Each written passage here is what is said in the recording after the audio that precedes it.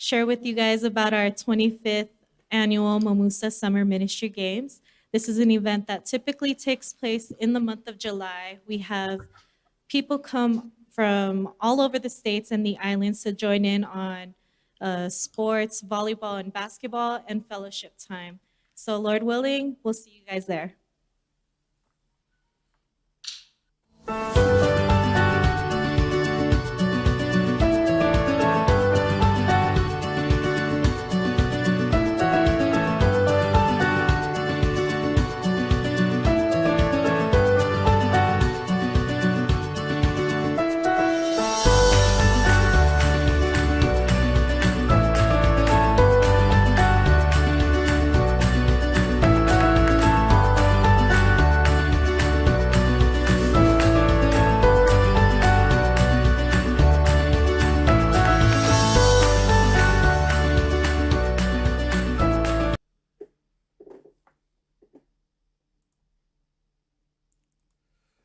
Well, hello, hello, hello. Thank you for being here.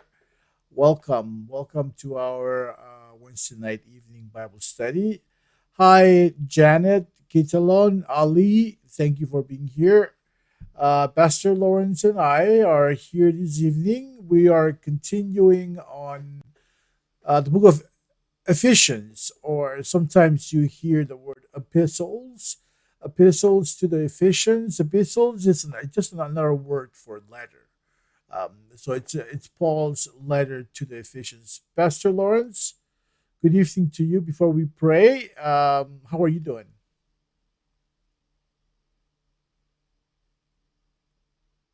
It's Paul's letter to the Ephesians. Pastor Lawrence, good evening to you. Before we pray, how are you doing? No. Yeah, okay, now I can hear you. That's all I wanted to know. Okay. I wanted to know if you have more audio, then we can start. But welcome, Thank you, Pastor Sir. Lawrence. Thank you. Thank you.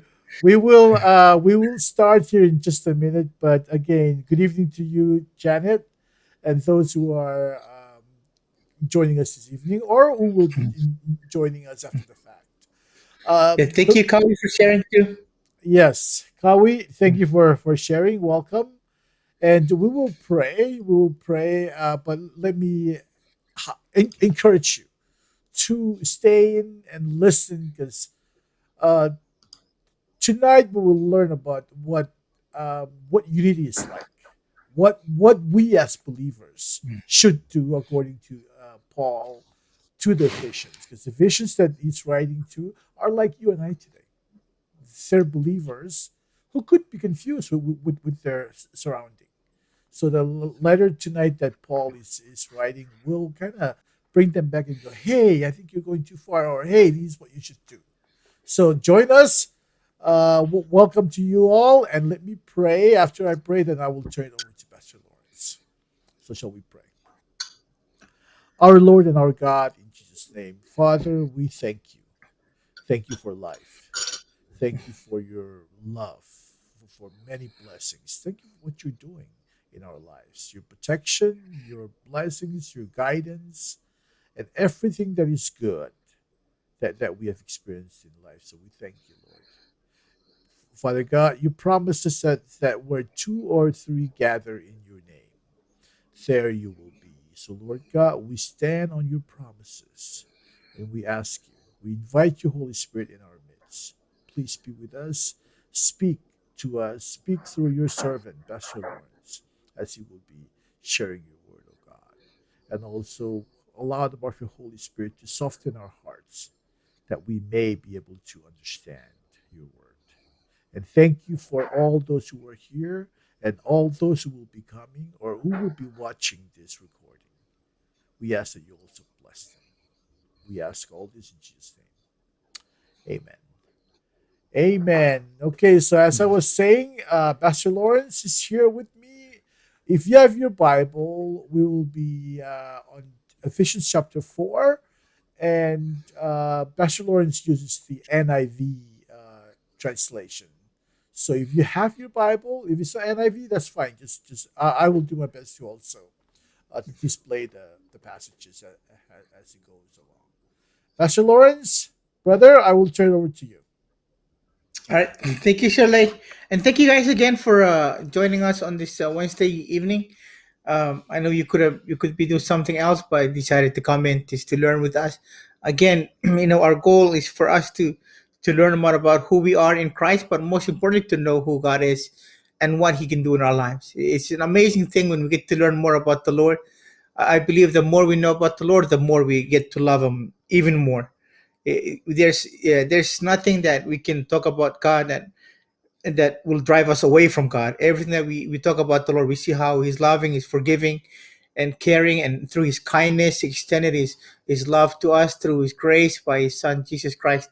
There is nothing that God, when God comes to anything that makes it bad, it actually makes it the best that it could be, and that's our lives. Our lives, however bad your life is, however lonely or however unworthy you felt you were or you thought you were, when you allow the Lord into your life, when you get the opportunity to realize who God is in your life, you will see your life in a better light. In fact, you will see purpose, a meaningful life, a life that is fulfilled, and a life that you can experience in peace and love.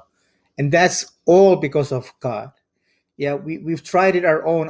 We can all think of an experience or our own lives back in the days when we tried on our own to work our way out of misery, to you know to be wealthy and to do things so we can gain more in this world, and to realize that the more we gain in this world, the more problems we face. And then it just takes God Himself to come into our lives to give us the peace that we need. And I know for Shirley and I, our testimony goes back to when in the service, in the beginning in the ministry, how we tried on our own to do things, and we just saw a lot of times failures, mistakes. But with God's grace, we continue to move on, and in His strength, we've come to the point now where we're still growing, as He said, and we're still learning. But we've seen some of the things that God has done through His strength in our lives, and that's what we do this. That's why we take our time. I know He's busy with classes and family and other ministries, and I have things that are going up here as well. But our love for the Lord and I wouldn't say it's our debt to the Lord, because I think the Lord doesn't really need anything from us, but it's just in response to what the Lord has done in our lives. We want to share God to you guys, and to let God's love and His grace be something that you can realize that is there for each and everyone. Our God is just a great God, and He's just a loving God. That it is the things that He can do in your life. It is just an amazing thing when you avail yourself, or when you just put your life into His hands.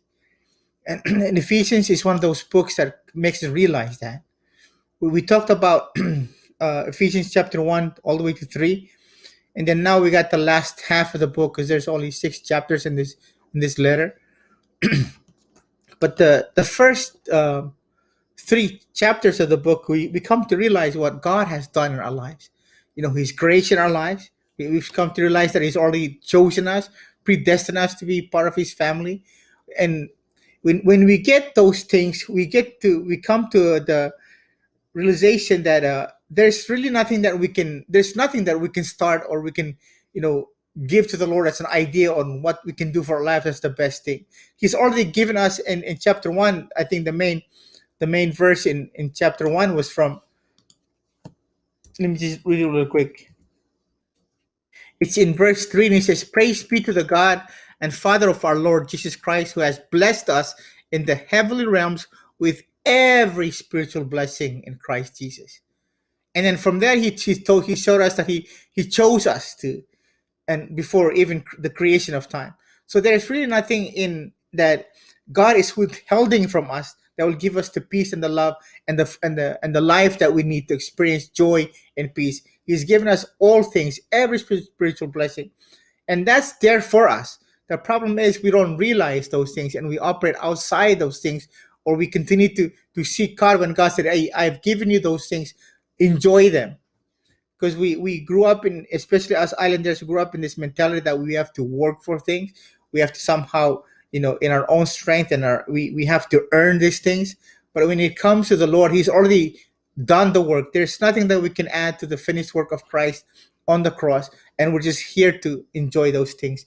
And it is such an honor, and it's a privilege to experience those things.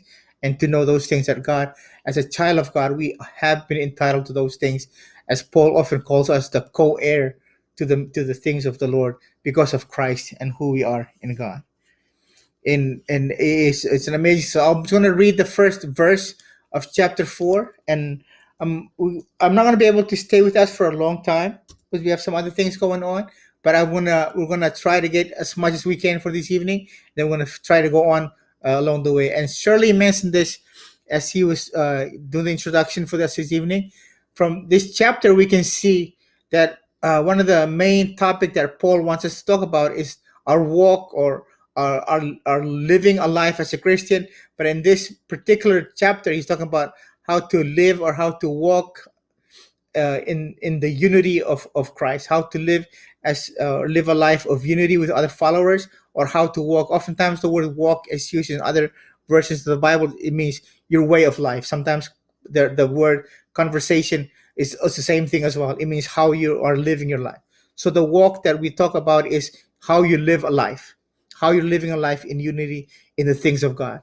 So verse 1 of chapter 4, it mentions, as a prisoner for the Lord, then I urge you to live a life worthy of the calling you have received. Again, in some versions, this starts off with therefore. The therefore always help us as we, as people that have read the Bible. We always want to, when we see that verse, it means we have to go back to see what happened before we came to the therefore of all the things that happened. So now that we have those things, therefore we can do this because of what took place in the past. And we know from chapter 1 to chapter 3 of Ephesians, it tells us what God has done in our lives, the doctrines of what God has already done in our lives. And so now, with that being given to us, with that being part of who we are, we can live a life now worthy of the call that He has given us, or He has given us to receive. And he went on to say, as a prisoner for the Lord, not a prisoner of where you're at, not a prisoner of your job, not a prisoner of your family, not